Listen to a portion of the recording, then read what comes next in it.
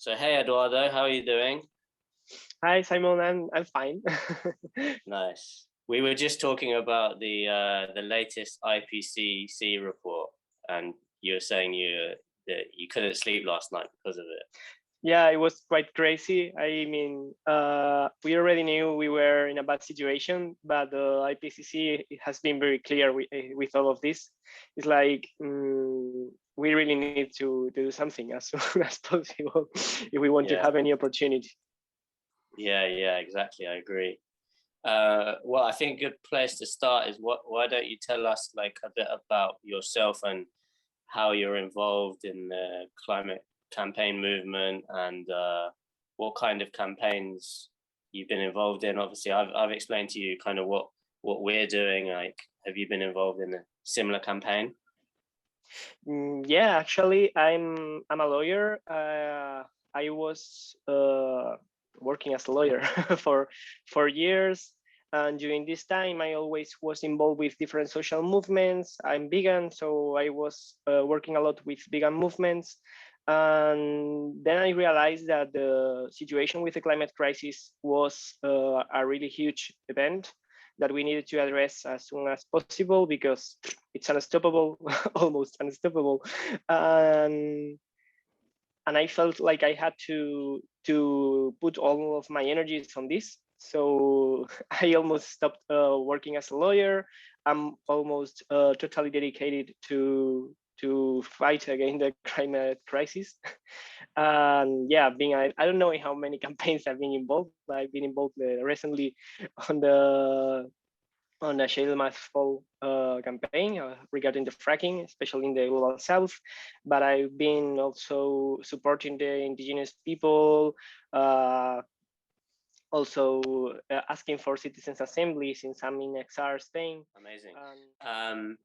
So obviously the kind of our campaign we're involved in is kind of along the fracking lines, although technically it's called acidization. They can kind of, it's a bit of a loophole really, but so what's been the situation here with fracking and oil and gas exploration until recently? Is it a big problem? I think we've been quite lucky with this because in Spain the energetic companies have a lot of power, and they were trying to look for shale, basically around the whole state. Near from my hometown, they were even trying to look in a protected area with a lot of biodiversity and all this stuff. But luckily, I don't know exactly how our politicians or local politicians were totally against this. So it didn't begin at any time. They were trying to look under the the floor, but we didn't allow it. And everything was like the whole time the big companies were trying to do something, but the city halls were like, we don't like it here. What do you think was the main cause to that resistance and that the success of that resistance? I think that the success of the resistance was like that we have a very big problem with the buildings and the tourism and all this stuff, but this creates a lot of money in the moment in the area where you create a hotel and all this kind of stuff, and especially for the politicians. So it is too hard to fight. But the fracking is obviously an industry that only creates distraction in the place. So because not even the politicians were going to earn money with that. So they were like, okay, if you create here some kind of shale, the industry, I'm not going to have the tourism where I have money. I'm not going to have the biodiversity, which is attractive to the tourist. The beach and all this stuff will disappear. And what I'm going to earn with that? So in one way, one toxic industry protect us from another places. Okay. In fact, I'm quite surprised that in the UK you only have a moratorium. Yeah, I think everyone is quite surprised about that, to be honest. And it took a long time for even that to happen. Yeah, we have a lot more support. Our politicians support these projects a lot more, it sounds like, which is unfortunate. And they're not as responsive to the arguments against them. So we talked about in Spain recently, I think it was this year, like maybe in the past month or two, they've introduced a new law about climate change. So can you tell us about this law? What is in this law? What's good about this law, and maybe what's missing from it? Yeah, I think it was approved in June, by the end of June, or maybe May, I'm not sure. And it would have been a wonderful law in 1990s, but well, it comes like 30 years later.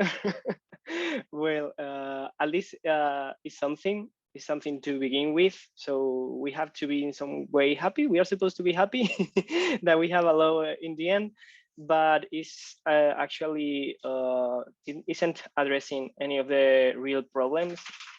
We are still allowed to contaminate outside of Spain whatever we want. The companies, the banks, and all this stuff, they are supporting the extractivism and the neocolonialism in the global south.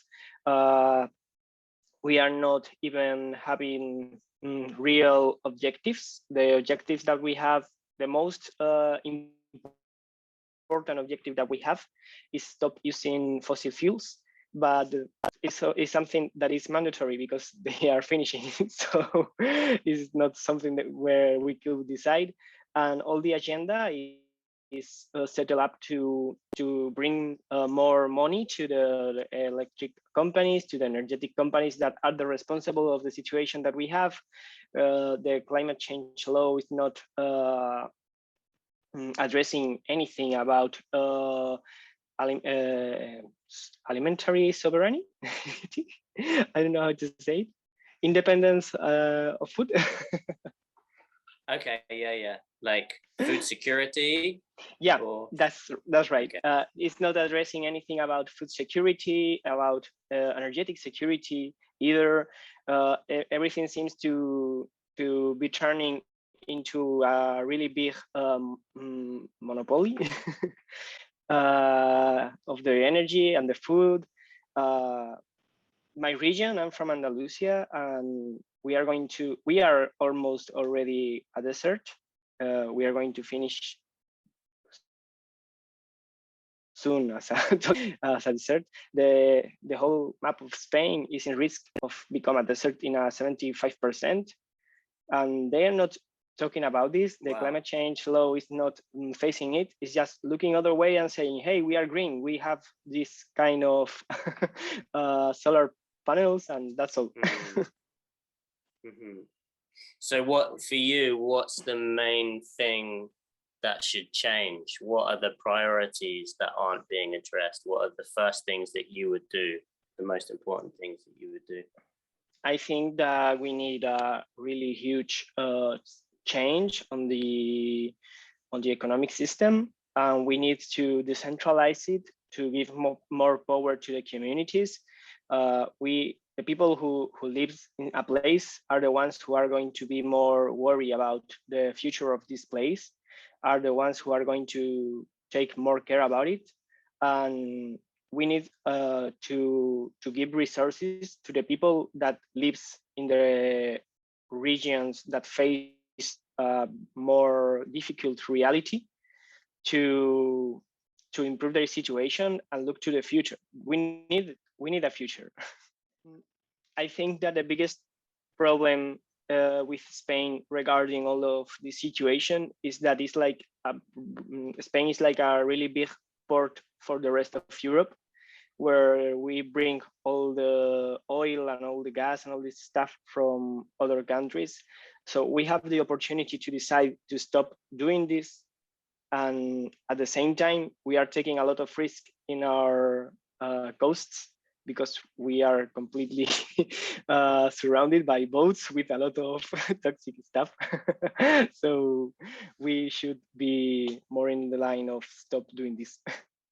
So is there like anything else you want to speak about or share before we wrap this up?